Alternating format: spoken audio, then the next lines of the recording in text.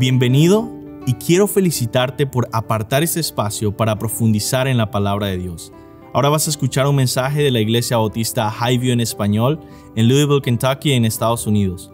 Nosotros existimos para llevar a todas las personas a conocer y seguir a Jesús. Deseamos ser una iglesia bíblica, una iglesia cristocéntrica, centrada en el Evangelio, que tiene una predicación expositiva.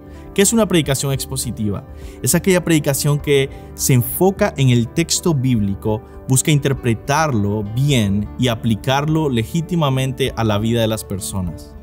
Ahora, yo quiero invitarte a que no solo escuches la predicación expositiva, sino que tú seas un oyente expositivo, que seas un oyente que abre su Biblia, que busca en el texto, que trata de entender la Escritura y aplicarla a tu vida. Oramos que Dios bendiga su palabra y que tú puedas conocer más a Cristo.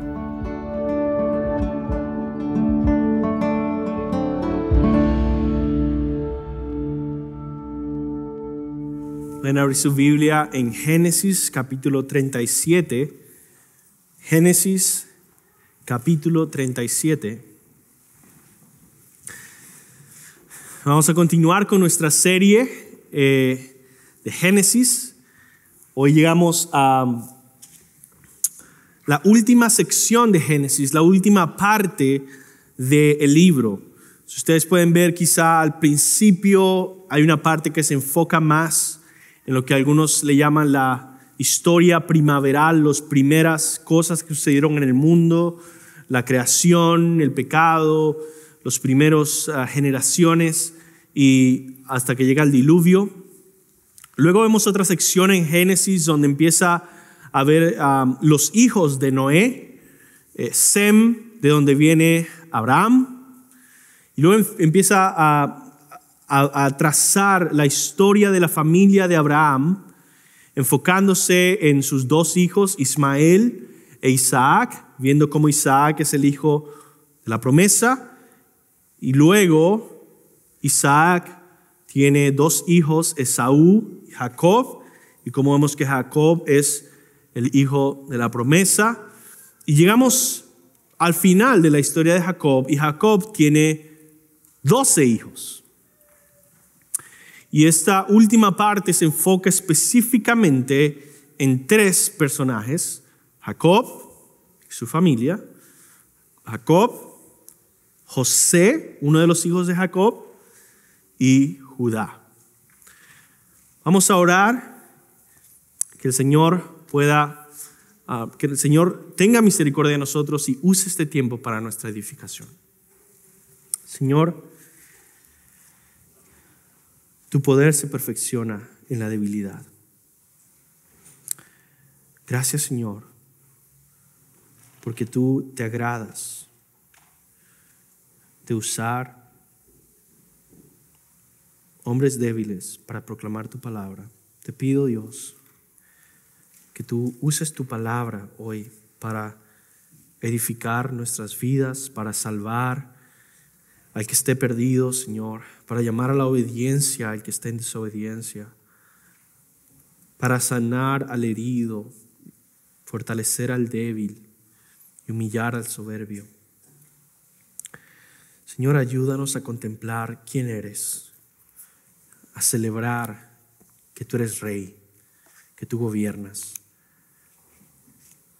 que todo existe para tu gloria. En el nombre de Jesús, amén. Toda esta sección final de Génesis, todo lo que sucede con Jacob, con José, con Judá, con todos los demás hermanos, todo, yo creo que está lleno de este tema que se llama la providencia de Dios.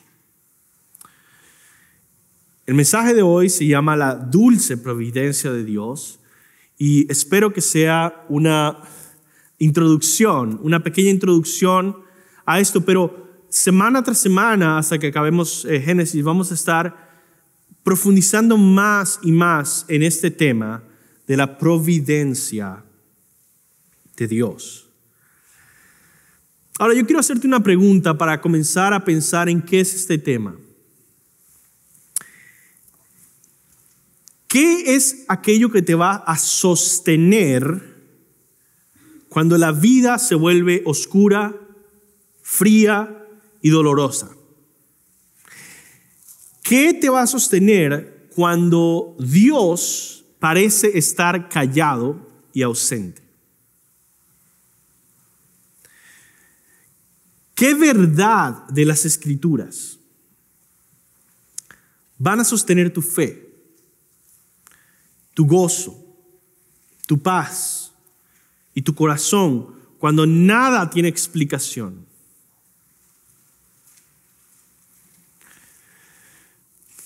Existe una enseñanza bíblica que yo creo que puede sostener tu corazón en tus peores días, en tus peores momentos, en las peores temporadas de tu vida.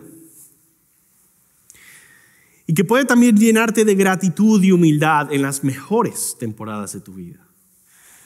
Aquellos cristianos que no conocen esta doctrina, esta enseñanza, o que rechazan esta doctrina, terminan viviendo confundidos, desorientados y perdidos. ¿Cuál es esa doctrina? Pues se llama la doctrina de la providencia de Dios.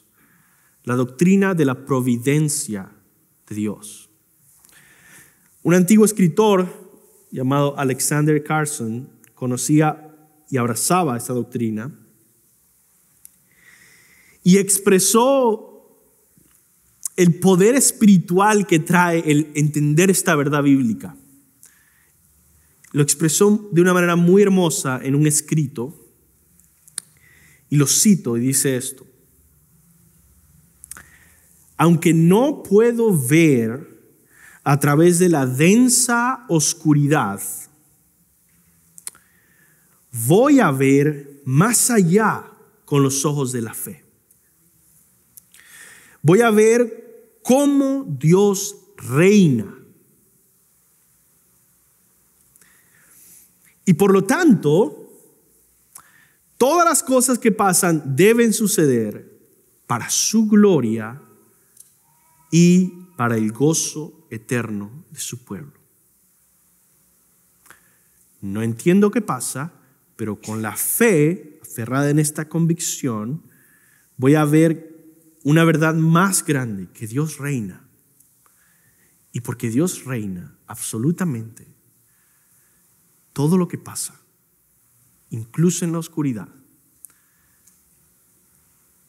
terminará siendo para la gloria de su nombre y el gozo eterno de su pueblo.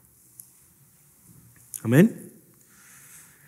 Ese precioso tema, la providencia de Dios, es el que vamos a estar explorando en todo el resto del libro de Génesis. Y comenzamos hoy con 2 capítulos, capítulo 37 y 38. Así que vamos a explorar hoy esto en 3 partes. Primero vamos a enfocarnos en el texto bíblico. Yo voy a ir a través de estos 2 capítulos, 37 y 38, y ver cómo ahí vemos la doctrina de la providencia de Dios. En la historia de José y luego en la historia de Judá y Tamar. Después, en segundo lugar, vamos a detenernos para definir bien esta doctrina de la providencia de Dios. Y en tercer lugar, vamos a considerar la importancia práctica para nuestras vidas de esta doctrina de la providencia de Dios.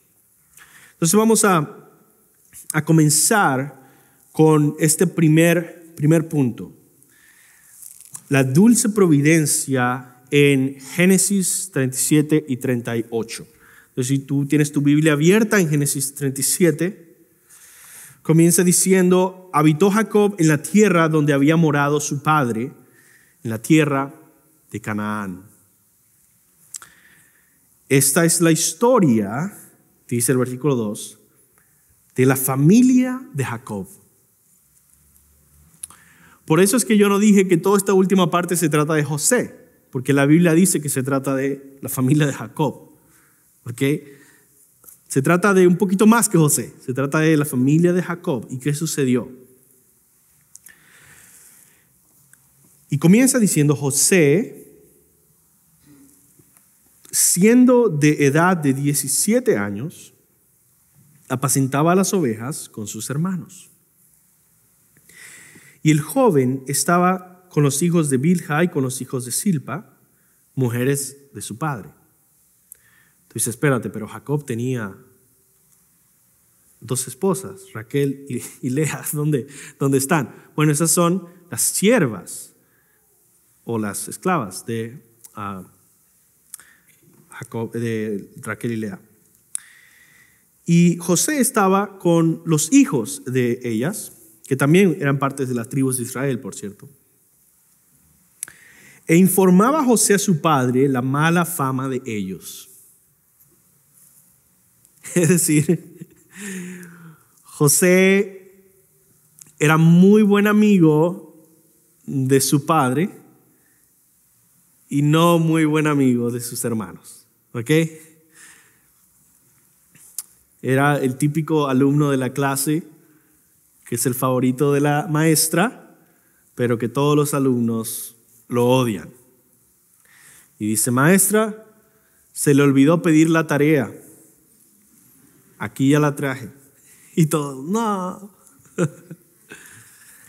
Ese es José.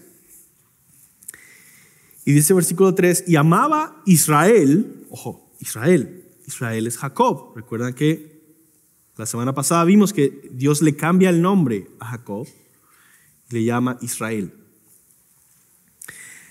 Y amaba Israel a José más que a todos sus hijos. Favoritismo no es bueno, porque lo había tenido en su vejez, le hizo una túnica de diversos colores. Y viendo que era el favorito, los hermanos lo aborrecían, dice el versículo 4, y no podían hablarle pacíficamente. Ahora el texto empieza a hablarnos de 2 sueños de José. Ahora, algo interesante que vi cuando estaba estudiando esto es que en toda esta sección, en todos estos capítulos, siempre se repiten doble, ¿no? Hay un sueño doble, y el faraón sueña doble, y hay otra vez 2.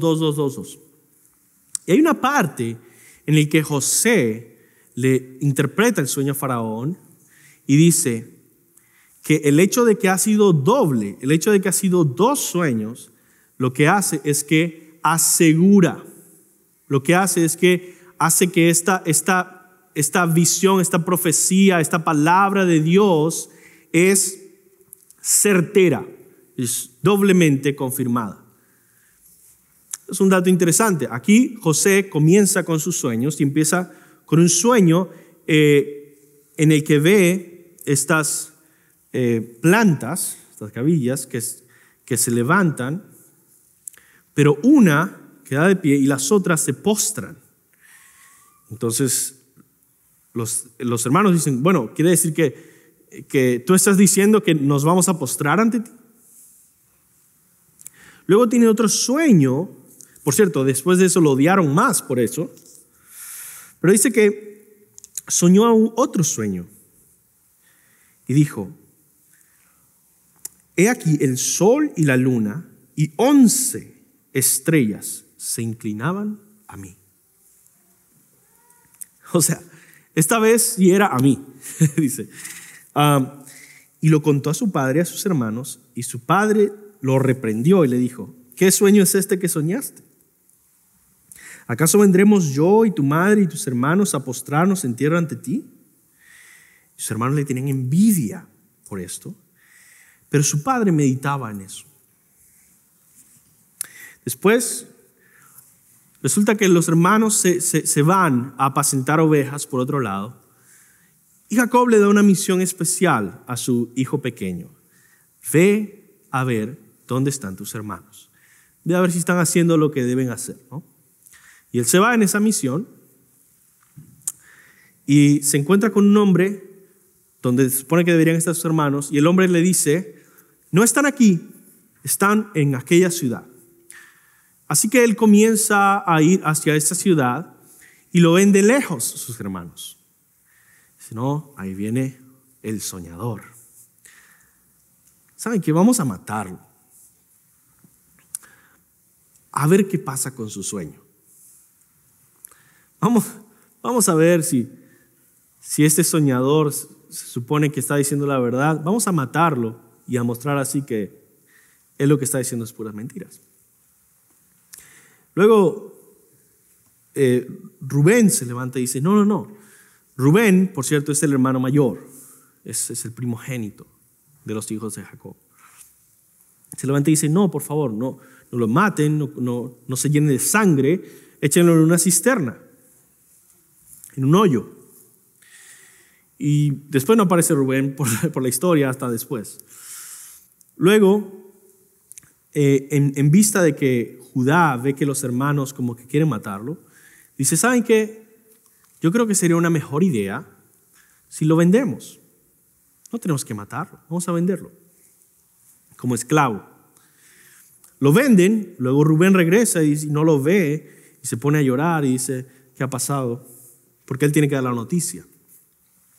Así que le quitaron su túnica, lo vendieron como esclavo, luego llenaron su túnica de sangre de un animal, lo llevaron a su padre y dijeron, mira, las bestias lo han matado. Ese es su hijo favorito, Jacob. Así que Jacob queda devastado. A tal punto que dice que ya no quiere ser consolado y que quiere llorar hasta morir. Dice el versículo 35 precisamente esto. Se levantaron todos sus hijos y todas sus hijas para consolarlo, mas él no quiso recibir consuelo. Y dijo, descenderé enlutado a mi hijo hasta el Seol. Y lo lloró su padre. Luego viene el capítulo 38, donde abruptamente cambia la narrativa. Ahora sabemos que la historia de José va a continuar, pero por ahora el autor quiere contar algo sobre Judá. Resulta que Judá, me pasan el agua por favor que está ahí. Resulta que Judá estaba yendo fuera de Canaán, fuera del lugar de la tierra prometida, y estaba viviendo con personas que pues él no debía estar. Encuentra una esposa que no pertenece a la familia de la que se debe casar. Y esto lo lleva a tener pues varios hijos, dice aquí el texto en el versículo 3. Ella concibió, dio a luz un hijo y llamó a su hijo Er. Concibió otra vez, dio a luz un hijo y llamó a su nombre Onán. Volvió a concebir y concibió un hijo que se llama Selá. Entonces, aquí vemos que Judá, en ese tiempo en el que José estaba de esclavo, no se portó muy bien. Y se fue por ahí, estaba haciendo cosas que no debía hacer. Y tuvo 3 hijos. Y uno de estos hijos se casa con una mujer que se llama Tamar. Resulta que los hijos de Judá son malos. Y Dios los castiga y los mata. No todos al mismo tiempo, pero primero al esposo de Tamar. Y Tamar se queda viuda, joven. Y aquí empieza a haber una dinámica de responsabilidad que más tarde se va a llamar el levirato. Y si tú no entiendes esto, no vas a entender el texto bíblico. ¿Qué significa eso?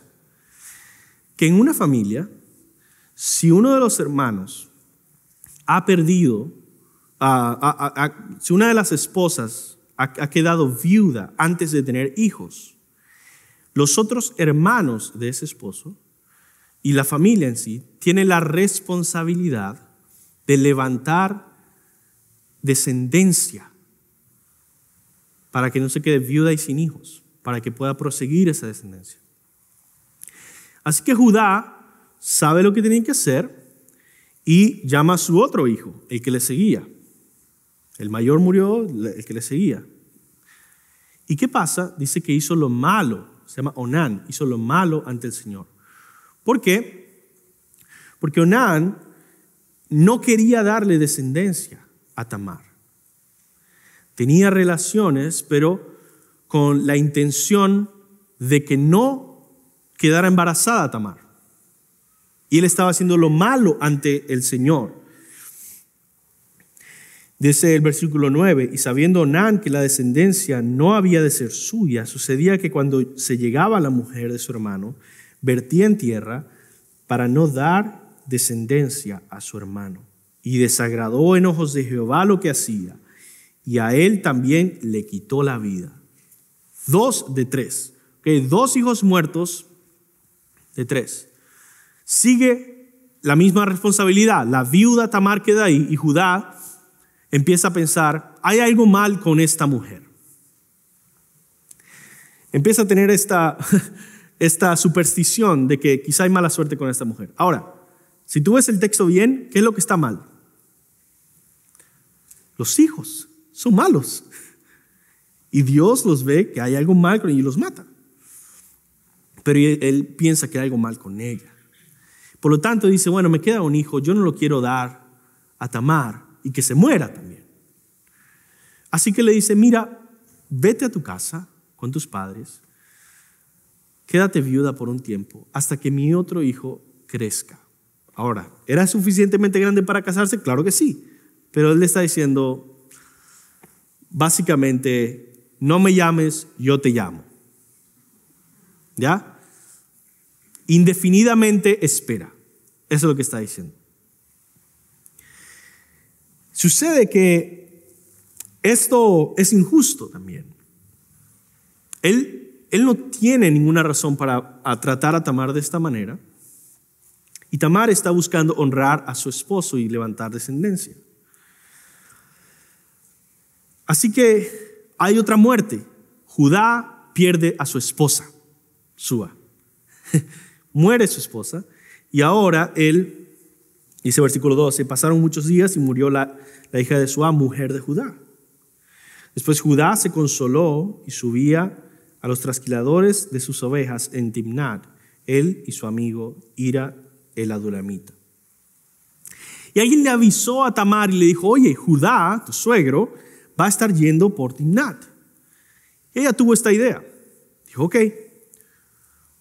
Se quitó sus vestiduras de luto y se puso otras vestiduras y se tapó el rostro, como era la cultura y la costumbre de las prostitutas. Y resulta que en el camino Judá la ve y quiere estar con esta prostituta. Y le dice, bueno, ¿qué me ofreces? ¿Qué tengo que pagarte? Y ella, bueno, él le dice que le va a pagar con una oveja, pero él no tiene ovejas. Él está yendo hacia donde están las ovejas y dice, mientras tanto, yo quiero que me des algo para asegurarme que me vas a pagar.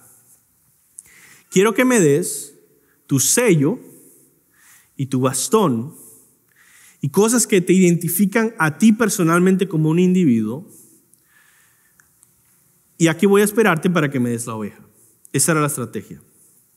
Tuvieron relaciones y ella quedó embarazada de su suegro. Judá fue, buscó la cabrita, llegó, no había nadie.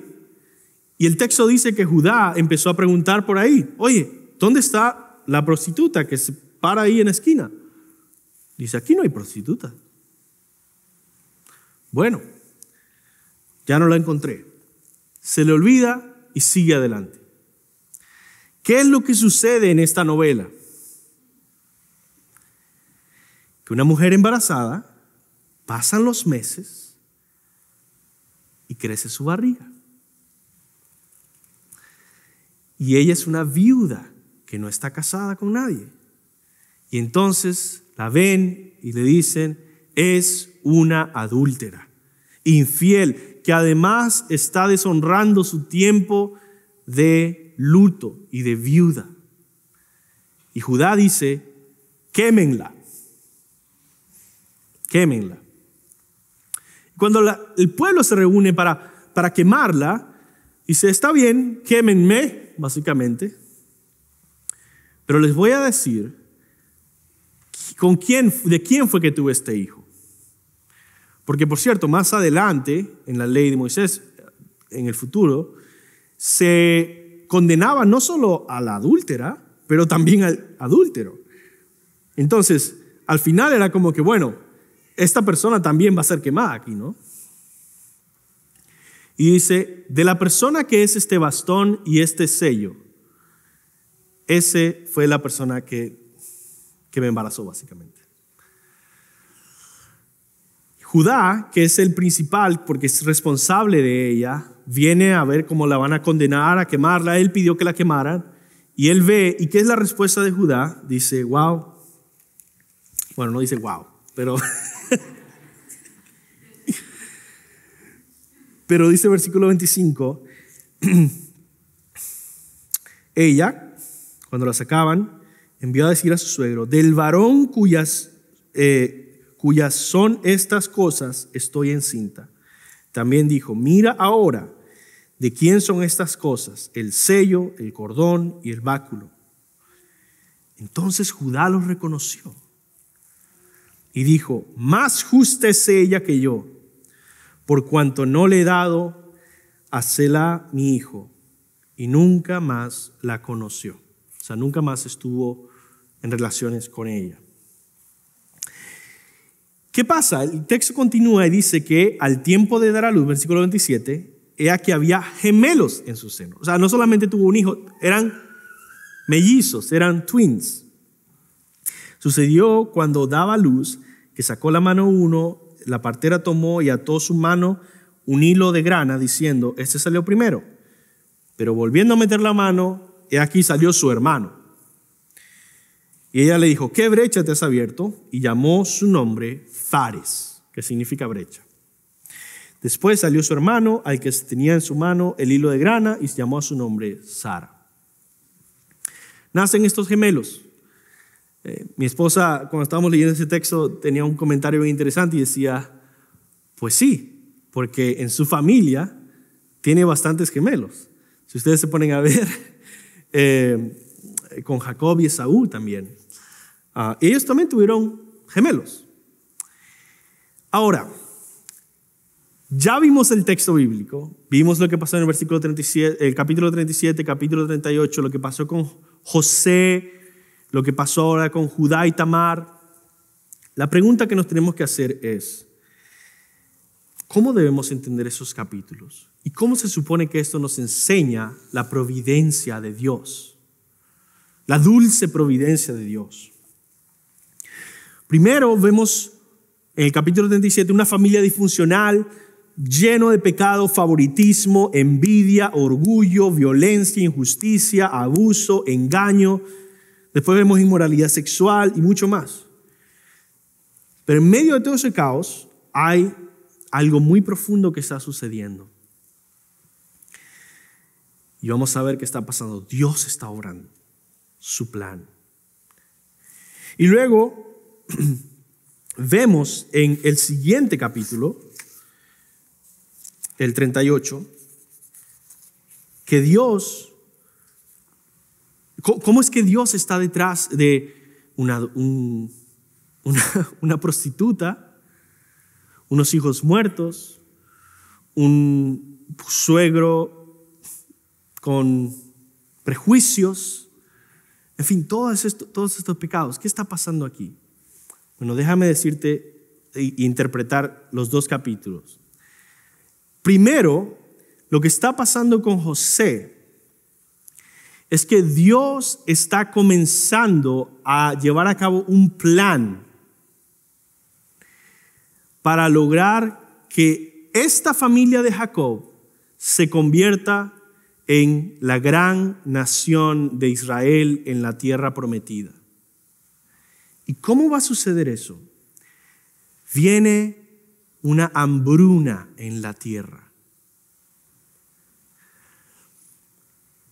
y necesita preservar la vida de Jacob y su familia. Por lo tanto, lleva a José, a este hijo, desde este momento que le empieza a dar sueños de que lo va a llevar a ser el gobernante de Egipto, con una sabiduría tal que va a poder proveer en medio de hambruna a muchas naciones, incluyendo su propia familia, en el futuro.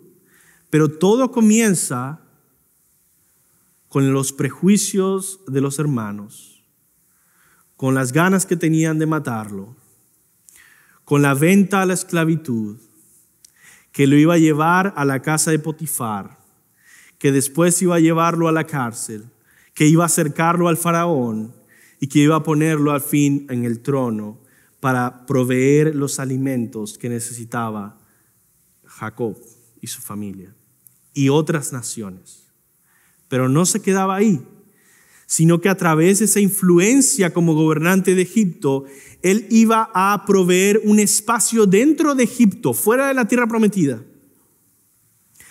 donde Israel podía crecer por años, 400 años, multiplicarse a tal punto que cuando comienza el libro de Éxodo, el faraón tiene miedo de la cantidad de hebreos que hay, que se han multiplicado y la fortaleza que muestran, porque se han vuelto un pueblo numeroso.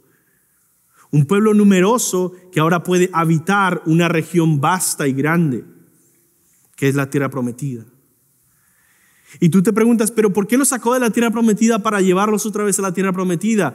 Dios también dice que la iniquidad, o sea, el pecado de los cananeos todavía no había llegado a su tope límite. Por lo tanto, en esos 400 años sigue Dios teniendo paciencia con los cananeos hasta que llegan a un nivel de pecado, iniquidad e inmoralidad, en el cual Dios puede juzgarlos a través de la conquista de Israel. Por eso, cuando Israel va a conquistar Canaán, todos estos lugares que hay en Canaán, y mata toda clase de mujeres, hombres, toda clase de personas ahí, hermanos, eso es el juicio de Dios a una tierra a la que Él había tenido paciencia por cientos de años. Y era su plan mantener esa paciencia hasta que pudiera ser justo condenarlos. Toda clase de detalles. La providencia de Dios, el control absoluto de Dios. Ese es el capítulo 37. Capítulo 38. ¿Cómo se ve la providencia de Dios ahí? Bueno, hermanos, a través de esta situación en el que Judá, no su hijo con otra extranjera, sino Judá mismo, de los hijos de Jacob, tuvo que tener este hijo con Tamar, que se llama Fares. Este hijo es nombrado en la genealogía de nuestro Señor Jesucristo. Es descendiente de Judá, de la tribu de Judá, de donde va a venir el rey David, de donde va a venir Jesús, el hijo de David. Y ustedes ven en Mateo capítulo 1, desde el primer versículo, dice: libro de la genealogía de Jesucristo, hijo de David, hijo de Abraham. Abraham fue padre de Isaac, Isaac de Jacob, Jacob de Judá y de sus hermanos. Versículo 3. Judá fue padre de Fares y de Sara, cuya madre fue Tamar. Fares fue padre de Esrom, y Esrom de Aram. Aram fue padre de Aminadab, Aminadab de Naasón, Naasón de Salmón. Salmón fue padre de Booz, cuya madre fue Rahab. Booz fue padre de Obed, cuya madre fue Ruth. Y Obed fue padre de Isaí. Isaí fue padre del rey David. ¿Qué está pasando entonces en el capítulo 38? Dios está asegurando la dinastía de un rey en Israel que culminaría en Cristo. Por lo tanto, mis hermanos, En todos esos capítulos vemos la providencia de Dios, la mano silenciosa de Dios, obrando en cada detalle perfectamente según su voluntad, para su gloria y para la bendición eterna de su pueblo escogido, cuando todo parece oscuridad, cuando todo parece que no tiene sentido. El plan de Dios no es impulsado por nosotros, sino por su gracia soberana. No somos nada, la salvación le pertenece a Jehová y Él está obrando. Entonces vamos a ver el punto número 2 y tratar de enfocarnos en esta lección que aprendemos, la providencia de Dios. ¿Qué es la providencia de Dios? La palabra providencia viene del latín provideo, como si fuera un video, ¿no? Ver de antemano. Como si todo lo que estuviera pasando es un video. Pero ojo, no es solamente que Dios conoce o puede ver el futuro. Es que Dios ha determinado que todo suceda como Él lo ha planeado. La providencia implica hacer un arreglo cuidadoso y preparado previamente para cumplir un fin determinado. Cuando hablamos de la providencia divina, escribe Sujel Michelén, nos referimos al hecho de que Dios provee todo lo necesario para llevar a cabo lo que ha sido decretado por Él mismo desde antes de la fundación del mundo. ¿Qué está diciendo aquí? Que la providencia significa que Dios controla personalmente todos los detalles de la realidad que existe en este mundo. Que no hay absolutamente nada que salga de las manos de su reinado. Incluso las cosas que pensamos que no deben caber ahí, como el capítulo 37 y 38.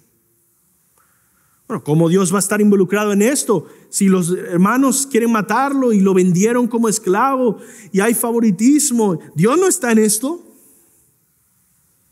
¿O sí? ¿Cómo puede ser si quedó embarazada la viuda y el otro murió y aquí había alguien inmoral? ¿Dios no está en esto? ¿O sí?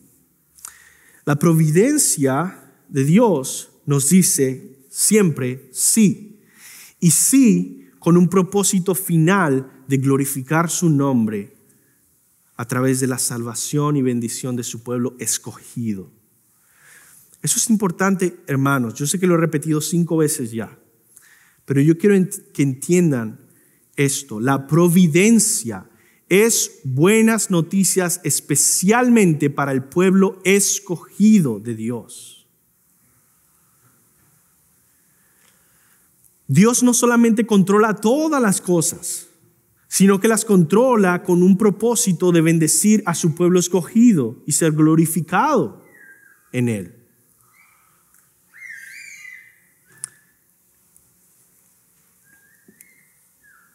Dice acá Sujel Michelén, debemos preguntarnos, ¿gobierna Dios su creación de tal modo que es imposible que su plan eterno sea frustrado?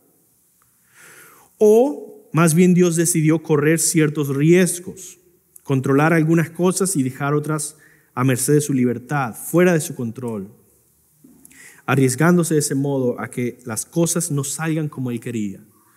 ¿Dios controla todo o Dios no controla todo? ¿Qué crees tú? Un amigo hace muchos años una vez me dijo esto es una preocupación real para cristianos. Me dijo, amigo, tengo miedo, yo creo que yo he arruinado el plan de Dios para mi vida. Eso es una preocupación real para muchas personas. Y crea un fuerte dolor en el que yo he cometido un pecado quizá, o yo he hecho algo que ya me hace insalvable, irredimible. He roto el plan que Dios tenía para mi vida. ¿Ahora qué va a pasar? Van a pasar cosas que Dios no había planeado. No sé, y Dios tampoco. Hermanos, eso está por todos lados en las iglesias, en todo el mundo. porque no han creído ni proclamado la dulce providencia de Dios, que trae gran esperanza para el que se arrepiente y cree. ¿Ok? También estuve en un debate entre jóvenes hace muchos años, hace como 11 años. No sabíamos nada, pero estábamos debatiendo, porque habíamos escuchado a este predicador, que era mal predicador, que estaba diciendo, estábamos hablando del noviazgo, como todos los jóvenes hacen.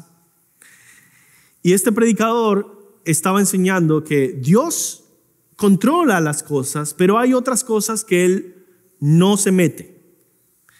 Él no los deja a nosotros. El noviazgo es un área que Él nos deja a nosotros, que nosotros decidamos y determinemos. En otras palabras, el debate era sobre esta pregunta: ¿acaso Dios ha determinado con quién voy a casarme? Eso es una pregunta distinta de si yo puedo saber de antemano a quién Dios ha determinado. Eso es otra pregunta. Pero ¿acaso Dios ha determinado con quién voy a casarme? Unos decían sí, y otros decían no, porque tal predicador dijo que nos lo deja a nosotros. ¿En qué lado estarías tú? ¿Cuál respuesta tú darías? Eso determina si tú crees o no crees en la providencia de Dios. ¿Dios reina sobre todo o no? ¿Dios ha planeado todo o no? La respuesta es sí. Dios ha determinado todo lo que va a pasar y lo ha determinado personalmente. Ahora, lo que más están interesadas las personas es en saber cómo yo sé qué es lo que Dios ha determinado. Y la palabra en Deuteronomios 29:29 dice: las cosas reveladas, las cosas secretas le pertenecen al Señor. O sea, no lo vamos a saber. Pero las cosas reveladas, lo que Él nos ha dicho en las Escrituras, nos pertenecen a nosotros y a nuestros hijos para que las pongamos por obra. Es decir, Dios te dice: deja de jugar al adivino de cuáles son mis planes providenciales, y más bien ponte a obedecer la Biblia. Yo no necesito tu conocimiento para obrar mi plan providencial. Yo no necesito que tú sepas de antemano quién es o no tu esposa o tu esposo para obrar con precisión mi plan. Yo te mando a que obedezcas lo que ya dije en la Biblia y descanses en la providencia de Dios. Un escritor nota lo siguiente: uno de los dichos más antiguos de la iglesia antigua resume la esencia de la relación de Dios con su pueblo. El dicho era Deus pro nobis, que significa Dios por nosotros. De eso se trata la doctrina de la providencia. Dios controla, supervisa y guía todas las cosas con absoluto control y precisión para nuestro favor. ¿Por qué? Porque somos su pueblo escogido. Y Él lo ha revelado de esa manera, por ejemplo, en Efesios capítulo 1. Entonces, en toda circunstancia, la doctrina de la providencia es el consuelo de los cristianos. ¿Ok? Ya vamos a enfocarnos un poco más en la práctica, pero hermanos, esto es un gran consuelo y te animo a profundizar en esta doctrina. Siempre yo recuerdo esta historia de George Mueller, un famoso hombre de fe y oración que construyó muchísimos orfanatos y los cuidaba. Él escribió varios libros y yo lo que más recuerdo es los 3 puntos de su sermón que él predicó en el funeral de su amadísima esposa. El texto que predicó era un salmo que decía: Dios es bueno y hace el bien. Y sus 3 puntos en el funeral fue: Dios fue bueno y me hizo bien al dármela. Segundo punto, Dios fue bueno y me hizo bien al permitirme estar todo ese tiempo con ella. Tercer punto, Dios fue bueno e hizo el bien al quitármela. Solamente una persona que entiende y cree la providencia de Dios puede predicar un sermón así. Porque ve la dulce mano del Rey que reina sobre todo para el beneficio de su pueblo, sosteniéndolo en toda circunstancia, en las alegres y en las tristes, todo para su gloria y para el bien de su pueblo. Entonces, ¿será que esa doctrina es bíblica? ¿Será que lo que estoy diciendo está en la Biblia? Bueno, Romanos 8:28 lo hace muy claro. No hay nada más claro que esto. Dice, sabemos que para los que aman a Dios, todas las cosas cooperan para bien, esto es, para los que son llamados conforme a su propósito. Esa palabra, obran juntos o cooperan, es como si tú te imaginaras un reloj gigante en el que cada pieza está haciendo un trabajo distinto para trabajar en dar la hora. Así todas las cosas, cada estrella, cada animal, cada planta, cada sentimiento, cada acto de imaginación, cada obra de arte, cada creatividad, cada canción que has escuchado, cada consejo que te han dado, cada vecino que has tenido, cada lugar donde has estudiado o trabajado, todo está trabajando junto, todos los elementos, para tu bien. Y esto sucede de una manera personal. Dios lo está haciendo. Eso es la providencia. ¿Qué es entonces la providencia? De verdad no quiero dejar de leer el Catecismo Reformado de Heidelberg, que es muy hermoso, y dice así: creo en el Padre de nuestro Señor Jesucristo, quien de la nada creó el cielo y la tierra, con todo lo que hay, en ellos hay, sustentándolo y gobernándolo todo por su eterno consejo y providencia. Él es mi Dios y mi Padre por amor de su Hijo Jesucristo. En Él confío de tal manera que no dudo de que me proveerá de todo lo necesario para mi alma y mi cuerpo. Y aún más creo que todos los males que puedo sufrir por su voluntad en este valle de lágrimas los convertirá en bien para mi salvación. Él puede hacerlo como Dios Todopoderoso y quiere hacerlo como Padre benigno y fiel. Todo lo que la tierra produce, la lluvia y la sequía, la fertilidad y la esterilidad, la comida y la bebida, la salud y la enfermedad, riqueza y pobreza, y finalmente todas las cosas, no acontecen sin razón alguna como por azar, por suerte, porque así pasó, sino por su consejo y voluntad paternal. La providencia de Dios no es impersonal, es control absoluto de parte de nuestro amoroso Padre. ¿Okay? Por eso vamos a terminar con el tercer punto y ver cómo esta doctrina, ya que la entendimos bien, espero, cómo esto va a cambiar tu semana y tu mes y tu año y tu vida. Y yo espero que lo haga. La dulce providencia en mi vida. Esa doctrina de que Dios controla todas las cosas con precisión absoluta, de tal manera que va guiando el curso de la historia hacia un gran final, el final de ser glorificado en la bendición de su pueblo. Esa doctrina tiene una importancia práctica y yo quiero mencionar tres formas prácticas. Primero, la doctrina de la providencia provee paciencia. ¿Okay? La doctrina de la providencia provee paciencia. ¿Por qué provee paciencia? Porque me ayuda a aceptar cada momento de mi vida como una temporada que Dios, mi Padre Celestial, ha determinado para mí con un propósito sabio y bondadoso en mente.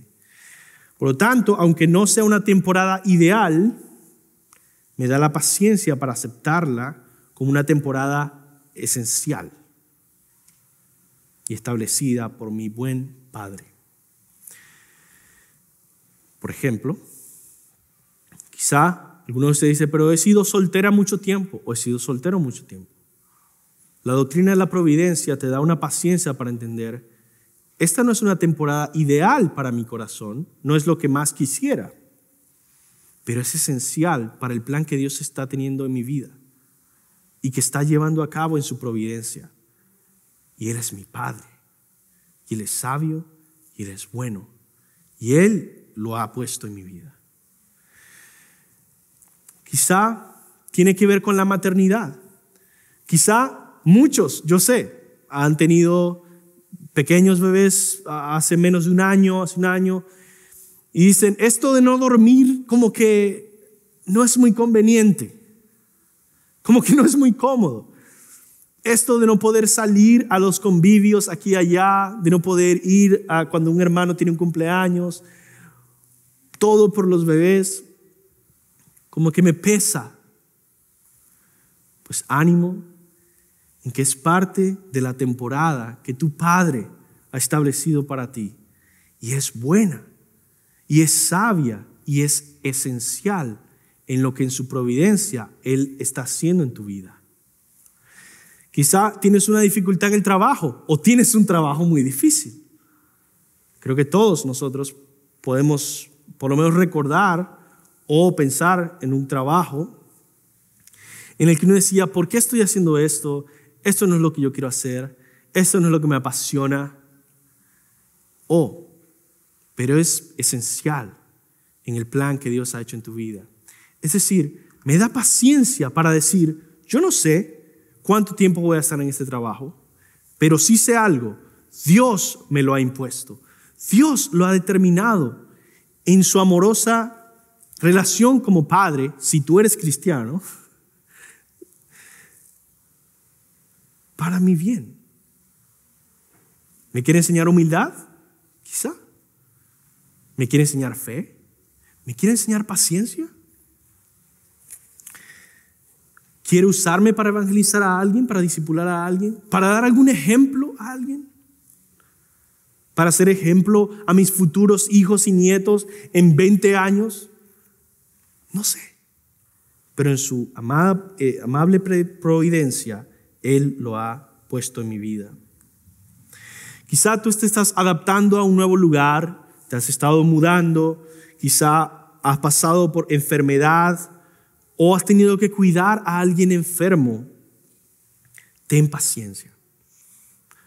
Porque nuestro Padre Celestial ha establecido esa temporada para tu vida con un propósito glorioso, sabio y bondadoso que quizá no lograrás entender. Pero confía en su bondad. Él es bueno y hace el bien. Lamentaciones 3:25 al 29, uno de mis pasajes favoritos, dice, bueno es el Señor para los que en Él esperan, para el alma que lo busca. Bueno es esperar en silencio la salvación del Señor.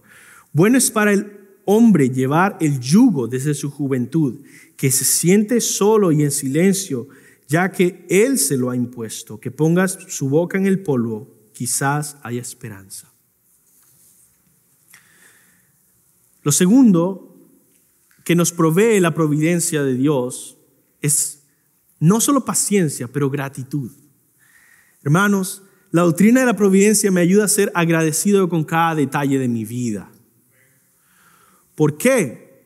Porque ni fue determinado por mí, ni fue determinado por el azar, fue determinado por mi Padre Celestial.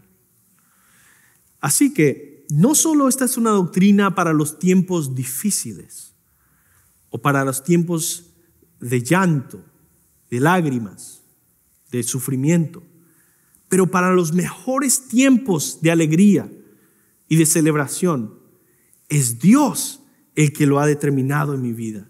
Y Él se merece la gloria. ¿Hay un buen clima? Mi Padre Celestial lo ha establecido así. ¿Hay un mal clima? Mi Padre Celestial lo ha establecido así. ¿Me ascendieron en el trabajo? Mi Padre Celestial lo hizo y debo estar agradecido. ¿Compré una casa? Mi Padre Celestial la ha provisto. ¿Tengo salud? Gloria a Dios. Mi Padre Celestial la sostiene. ¿Tengo enfermedad? Mi Padre usará la enfermedad para su gloria y mi gozo eterno. Tengo seres amados, amistades, familiares.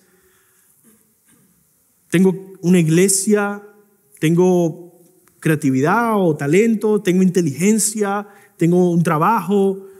Todo lo que yo tengo, agradecido con mi Padre Celestial, que en su divina providencia ha determinado estas cosas para mí.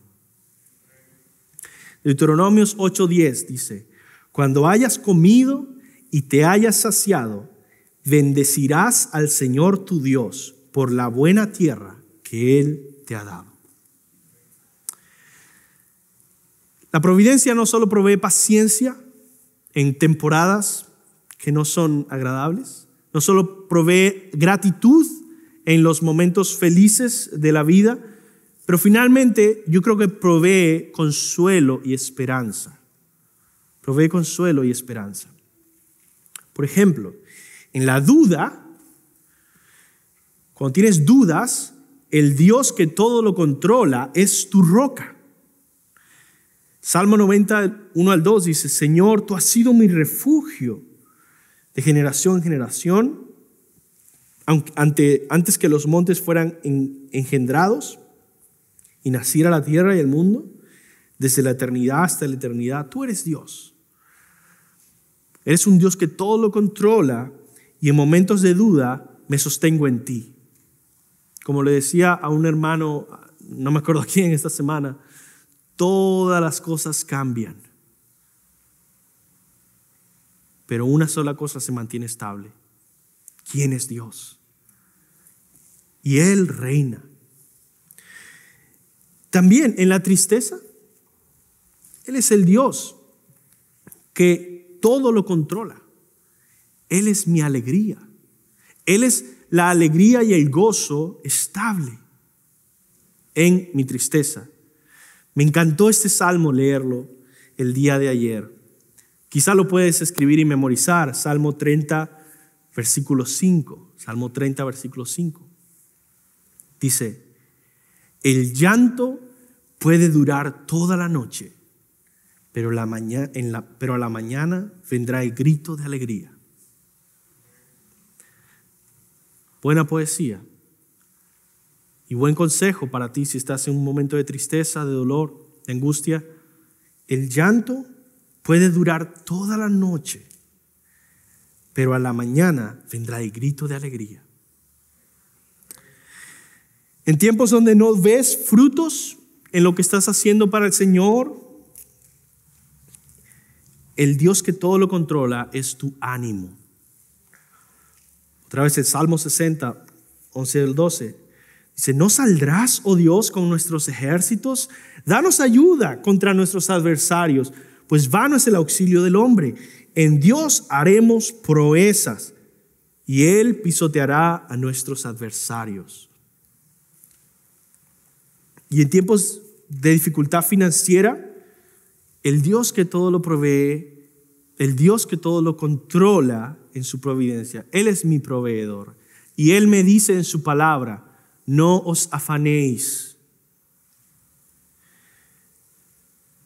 diciendo qué comeremos, o qué beberemos, o con qué nos vestiremos, porque los gentiles, los paganos, buscan ansiosamente todas estas cosas. Pero vuestro Padre Celestial sabe que tenéis necesidad de todas ellas. Más bien, buscad primeramente el reino de Dios y su justicia, y todas las demás cosas serán añadidas. y en tiempos de pecado y fracaso espiritual, Dios, que todo lo controla, que tiene una providencia perfecta y absoluta, te ha prometido, si eres creyente, nunca te abandonará. ¿Qué nos separará del amor de Cristo? ¿Tribulación o angustia, persecución o hambre o desnudez, peligro o espada? Tal como está escrito, por tu causa somos muertos todo el día. Somos considerados como oveja para el matadero. Pero en todas estas cosas somos más que vencedores por medio de aquel que nos amó. Porque estoy convencido de que ni la muerte, ni la vida, ni ángeles, ni principados, ni lo presente, ni lo porvenir, ni los poderes, ni lo alto, ni lo profundo, ninguna otra cosa creada podrá separarnos del amor de Dios que es en Cristo Jesús, nuestro Señor. ¿Qué te va a sostener entonces? Esa es la pregunta con la que comencé. ¿Qué te va a sostener en la vida cuando se vuelva todo oscuro, frío y doloroso? ¿Qué te va a sostener cuando Dios parece callado y ausente?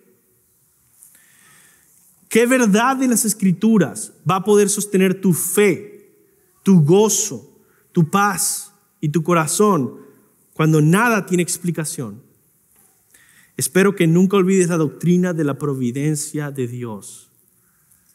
Y espero que puedas venir las siguientes semanas y seguir nutriendo tu alma de esta doctrina de la providencia de Dios. Y espero que te unas al escritor Alexander Carson, que dijo: aunque no puedo ver a través de esa densa oscuridad, voy a ver más allá con los ojos de la fe. Voy a ver cómo Dios reina. Y por lo tanto, todas las cosas que pasan deben suceder para la gloria de su nombre y para el gozo eterno de su pueblo. Vamos a orar. Señor, gracias por ser un buen Padre. Gracias, mi Señor, por tu amada providencia que nos ha guiado a fe en Cristo. Señor, te pido que salves a personas que aún no han confesado que tú eres el Salvador de su alma, que no se han bautizado en tu nombre bíblicamente. Que llames a la obediencia a aquellos que todavía no obedecen tu llamado a unirse a una iglesia local. Ayúdanos a ser fieles adoradores, discípulos bíblicos que te aman, Señor. En el nombre de Jesús. Amén.